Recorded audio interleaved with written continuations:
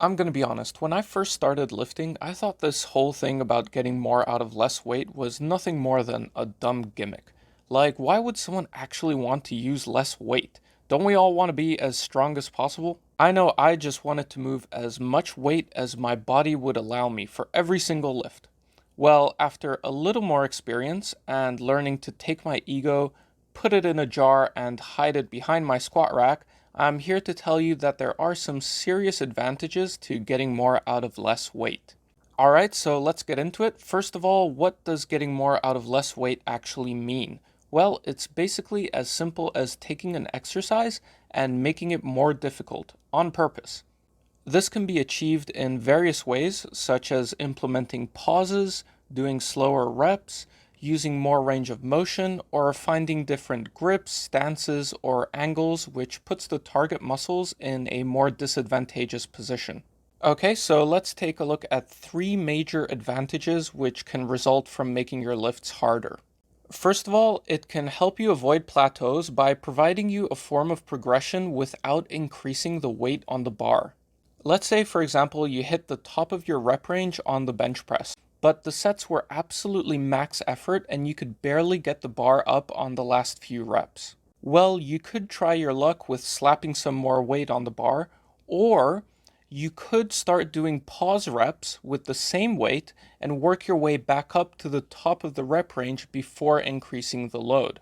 This will ensure that you are actually able to handle the next jump in weight and also allows you to milk as much progression as possible from the weights you're already using. Alright, so the second major advantage of getting more out of less weight is reducing the risk of injury. Here's the thing, muscular strength increases pretty quickly. If you've been lifting for a while, chances are you can handle some pretty heavy weights. But you know what doesn't get strong quickly? Tendons.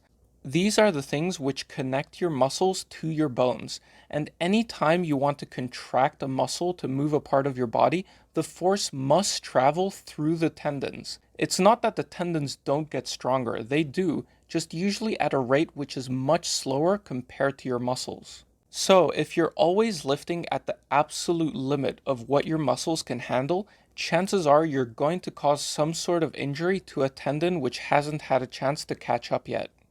But by making a lift more difficult, you can achieve a very similar stimulus to your muscles while at the same time having less load put on your tendons and joints. And finally, the third benefit of getting more out of less weight is that it promotes using better form in your training. If you start prioritizing some of these techniques, like slowing down your reps, using more control, implementing pauses, increasing your range of motion, etc., before adding weight to the bar, you will essentially always be keeping your form in check. And it will be much easier to maintain consistent form or even improve your form over time, rather than ending up in a situation where you're sacrificing your form to keep adding weight to the bar. And as I'm sure you know, better form usually comes with a better contraction of the target muscles, less involvement of other muscles which you don't want to use in that exercise, and a better mind muscle connection.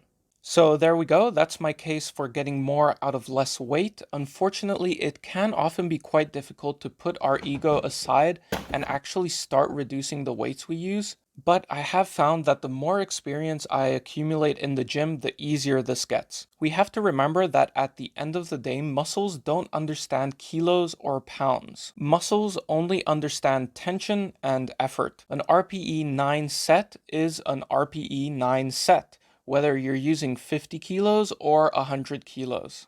So just to finish off this video, I don't want people to think that they need to obsess over making their exercises harder and using less weight. It's not like you need to try and invent a way to do every exercise with an empty bar. It's simply a tool to have in your toolbox, to be used at your own discretion. Perhaps to work around an injury or to break through a plateau.